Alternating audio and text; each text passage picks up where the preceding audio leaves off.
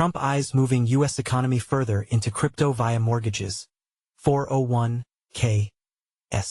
Democrats continue to object as this week promises more developments in the White House's strategy to get digital assets involved in U.S. economic mainstays.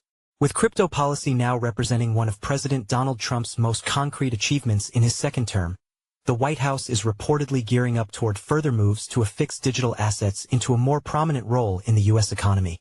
Trump is widely expected to soon issue an executive order that calls for Americans' retirement plans, the 401(k)s that represent a vast segment of U.S. investing, to open further to less traditional assets, which reportedly may include cryptocurrencies. If that comes to pass, it could ease a major portion of the investing public into digital assets, though it remains a market that still lacks formal U.S. rules. His administration's report on crypto demanded under Trump's January order on digital assets policy is also set to emerge on Wednesday, and it's expected by crypto insiders to be lengthy and wide-ranging. The industry will be looking closely for updates on the federal formation of crypto reserves, including the so-called Bitcoin Strategic Reserve, and information on other initiatives, potentially including crypto tax matters.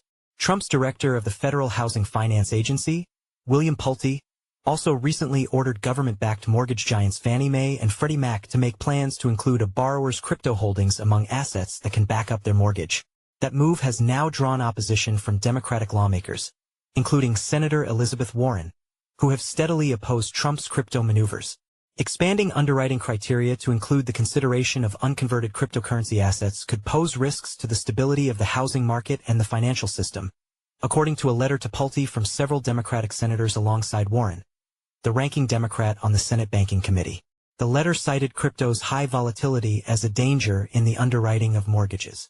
If crypto found entry into everyday retirement savings, mortgage lending, and became a significant reserve in federal fiscal policy, the shifts could dramatically expand usage and appetite for crypto in the U.S., which the president has vowed will become the world capital for digital assets. Opposition Democrats had suffered a crushing setback in this month's congressional actions that saw a major segment of their party support crypto initiatives.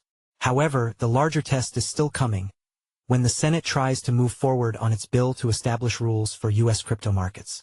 Now that the stablecoin oversight has been established with the Guiding and Establishing National Innovation for U.S. Stablecoins, Genius, act with which Trump marked a first big win during this month's crypto week, the Senate needs to get sufficient support for its legislative effort on market structure, seen in partial draft form last week. Though the House of Representatives approved a similar bill known as the Digital Asset Market Clarity Act, the Senate is working on its own legislation that will need to again clear more than 60 yes votes, which means a repeat of Genius' hefty support from Democrats.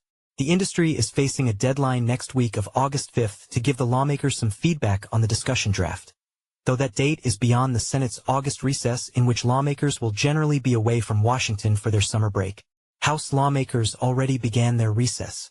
In the absence of Congress, Washington tends to wind down to a slower pace, but crypto is expected to continue its position near the top of the federal agenda through the rest of 2025. Read more: Trump signs Genius Act into law, elevating first major crypto effort to become policy. Jesse Hamilton is CoinDesk's deputy managing editor on the Global Policy and Regulation team, based in Washington, D.C.